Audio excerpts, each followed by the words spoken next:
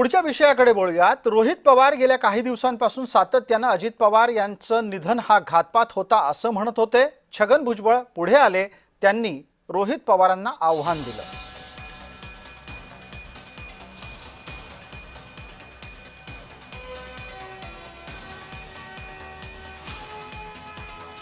कोणाला काही शंका असतील, कोणाला काही पुरावे असतील तर मुख्यमंत्र्यांनी सुद्धा पोलिसांना याची चौकशी करायचे आदेश दिलेत।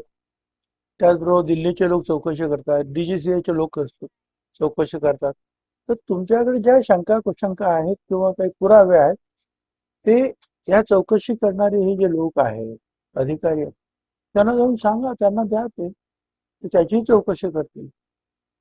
आम्हाला भीती अशी आहे की आतापर्यंत गेल्या 13-14 दिवसामध्ये काहीच झालं नाही, फक्त सीसीटीव्ही गोळा केलेले आहेत। बाकी ह्यांनी अजून सुद्धा रिसर्च नाही तर इन्व्हेस्टिगेशन काही झालेलं नाही। आणि असं जर टाइमपास करत राहिले तर मग हे सगळं मॅन्युप्युलेट केलं जाऊ शकतं, हे सगळे खोटे रिपोर्ट हे केले जाऊ शकतात। त्यामुळे रिपोर्टवर फक्त विश्वास ठेवून चालणार नाही, सगळे सीसीटीव्ही आपल्याला त्या ठिकाणी बघावं लागतील।